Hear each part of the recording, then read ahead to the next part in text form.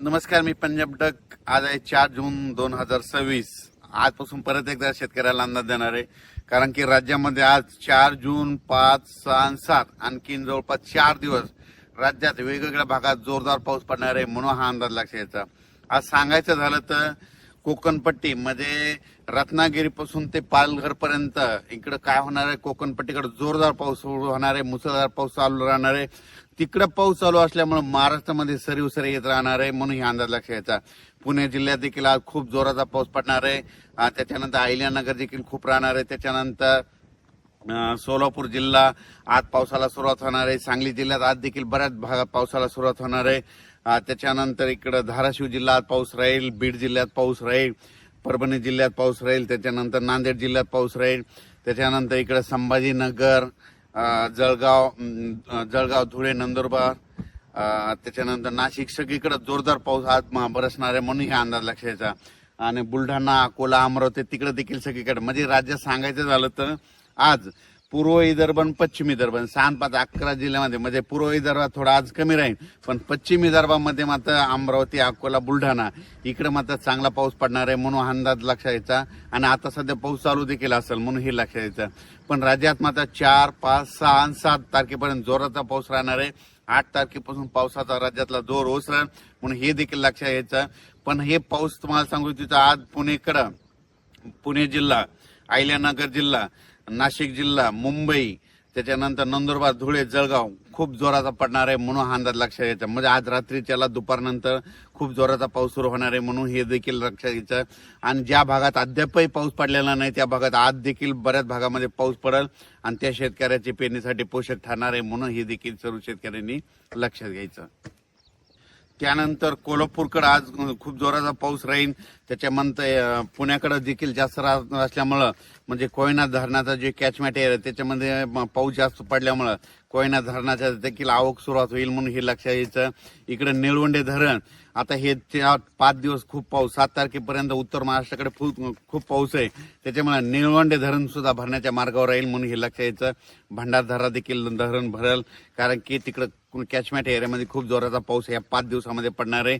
आणि सध्या पाऊस चालू आहे त्याच्यामुळे तिकडे आवक सुरू झालेली आहे, म्हणून हे धरणं देखील भरून जातील, म्हणून हे देखील सर्व शेतकऱ्यांना लक्षात घ्यायचं. नाशिक जिल्ह्यात खूप पाऊस पडणार आहे, म्हणून त्यांनी स्वतः शेतकऱ्यांनी सतर्क करायचं.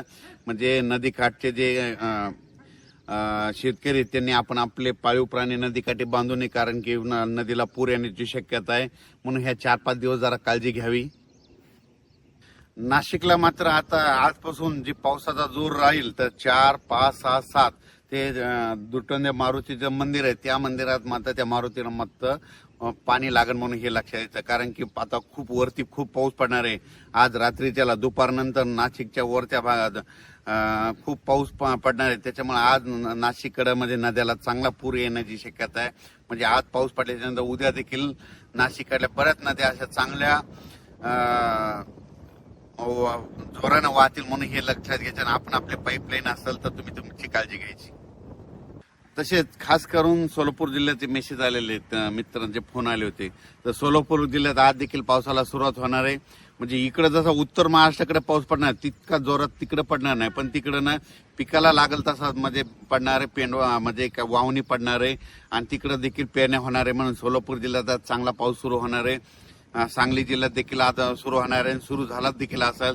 आटपाडी, पंढरपूर सगळीकडे आज पाऊस सुरू होईल. इकडं आज मात्र बीड जिल्ह्यामध्ये कडाष्टी जे जामखेडचा परिसर आहे त्या भागांमध्ये आज मात्र जोराचा पाऊस पडणार आहे, म्हणून त्यांनी देखील लक्षात घ्यायचं. अहिल्यानगरकडे जोरात पाऊस पडणार आहे. आज अहिल्यानगरकडे जोरात पाऊस पडत असल्यामुळं बीड जिल्ह्यामध्ये देखील त्याच्या नद्या खाली पाणी येतंय, तर त्यांनी स्वतःची काळजी घ्यायची. आपण आपले पाळीव प्राणी जनावरे त्या नदीकाठी बांधू नये, कारण की काय होणार अहिल्यानगरकडे मुसळधार पाऊस पडणार आहे, त्याचं पाणी इकडे बीड जिल्ह्याकडे पाथर्डीकडे येतंय, त्याच्यामुळे त्यांनी ते देखील काळजी घ्यायची. सांगायचं झालं तर नदीकाठच्या लोकांनी आपण आपली पाळीव प्राणी मात्र सुरक्षा स्थळी आणून ठेवावे, कारण की 4 दिवस आणखीन आज 4, 5, 6, 7, 8 तारखेपर्यंत राज्यात काही काही ठिकाणी खूपच जोराचा पाऊस पडणार आहे. काही ठिकाणी रिमझिम पडणार आहे, कुठं पेंडॉलता पडणार आहे, काही ठिकाणी ओढे नाले वाहतील, काही ठिकाणी शेतामध्ये पाणी सजाल असा पडणार आहे, पण सगळ्या महाराष्ट्रामध्ये पाऊस पडणार आहे, सगळ्या शेतकऱ्याच्या पेरण्या होणार आहे. शेतकऱ्याला विनंती, ह्या 4 दिवसात जरी तुमच्या पेरण्या नाही झाल्या, 8 तारखेच्या नंतर थोडी उघाड भेटणार आहे. 8 जुलैच्या नंतर पावसाची उघाड झाल्याच्या नंतर तुम्ही तुमच्या पेरण्या करू शकता. हे जे पाऊस आहे, समजा तुम्हाला सांगतो, परभणी जिल्हा झालं, जालना जिल्हा झाला, अमरावती जिल्हा, ह्या पावसात काय झालं, सगळीकडे पाऊस पडलाय, पण काही काही असे 5-5, 7-7 गाव आहे ते सुटलेले आहेत. पण ह्या ना आता हे 4 दिवस पाऊस पडेल ना, त्याच्यात देखील कव्हर होणार आहे, म्हणून हे लक्षात यायचं आहे. आताच मला बुलढाणा जिल्ह्यातल्या शेतकऱ्याचा फोन आला की आमच्या इकडे पाऊस कधी बंद होतं. मी म्हणलं कशामुळे, तर ते म्हणले आमच्या पेरण्याच राहिल्यात, काही पाऊसच पेरू देईना आम्हाला, म्हणजे पाऊस उघडणच त्यांचं म्हणणं आलं. अमरावती जिल्ह्यात तशीच परिस्थिती झाली, भंडाऱ्याकडे देखील तशीच परिस्थिती झाली, कारण की तिकडे पाऊसच उघडणं म्हणून त्यांच्या पेरण्याच राहिल्या. म्हणजे काही ठिकाणी असं झालं, पाऊस असल्यामुळे त्यांच्या पेरण्या राहिल्या आणि काही ठिकाणी पाऊस नसल्यामुळे त्यांना पेरण्या राहिल्या. म्हणजे दोन्ही बाजू येतात. म्हणून म्हणतो सगळ्यांच्या पेरण्या 8 तारखेच्या नंतर सगळं 8 तारखेच्या नंतर हवामान कोरडं होणार आहे आणि त्याच्यानंतर मग शेतकऱ्यांनी पेरणी करायला काही हरकत नाही. 8 तारखेपर्यंत मात्र ज्या भागात पाऊस पडलेला नाही त्या भागात देखील पाऊस पडणार आहे, सगळ्या शेतकऱ्यांना पेरण्या होणार आहेत. म्हणून ही सर्व शेतकऱ्यासाठी आनंदाची बातमी. आणि ज्यांच्या पाऊस पडत असल्यामुळे पेरण्या लांबल्यात त्यांच्या देखील 8 तारखेच्या नंतर पेरण्या होणार आहे, म्हणजे त्यांच्यासाठी आनंदाची बातमी.